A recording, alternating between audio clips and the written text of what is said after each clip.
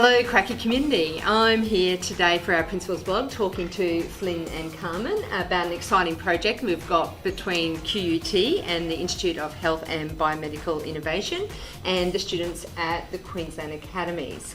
So first of all, Flynn, can you tell us a little bit about the IBHI and their additive biomanufacturing project they have at the moment? Yeah, so the facility is just next door to us and it's really amazing what they do there. So what they can do now is they're currently looking at introducing 3D printing into medical practices. So an example they had for us was there was a man that they treated who was going to be an amputee because his shin bone was destroyed. So they went about designing and 3D modeling a replacement shin bone scaffold for him so that his bone could then regrow around the scaffold. They use interesting materials that are compatible with our system, so they need to be biodegradable and accepted by the body, otherwise it wouldn't work. So last Wednesday we went to the campus and first we were exposed to the 3D printers, which was something we've never seen before because it's so complex, and I think that's such an amazing opportunity to be able to come in contact with those facilities. And we were able to do certain workshops, and one of the professors there actually made this gel-like substance that was composed of starch, showing how 3D printers actually work.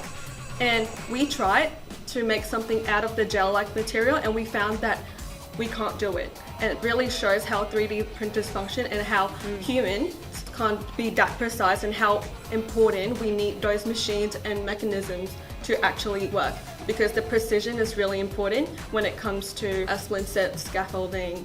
Do you see this as one of your CAS projects or something that you can do for extended essay? I definitely think it would align with my EE and IA, and that being said, because EE is something we have to write about, that we're extremely passionate about, since it's 4,000 words, and I really think that this amazing opportunity would make that 4,000 words a breeze. Yeah, so the use of their facilities, having a mentor there, really exciting times. Yeah. So how does creativity and science go hand in hand? Yeah, well, it's a pretty interesting aspect. So what they do over there is heavily science-based, and all of their doctorates over there have been focused on their science areas, and not many of them have had experience in the arts.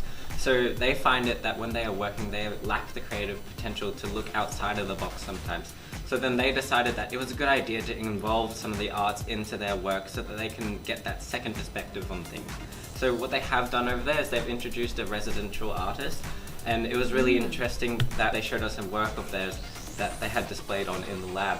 And so they feel that it is important to bring creativity into the research workplace so that they can find new opportunities and new ways of looking at things.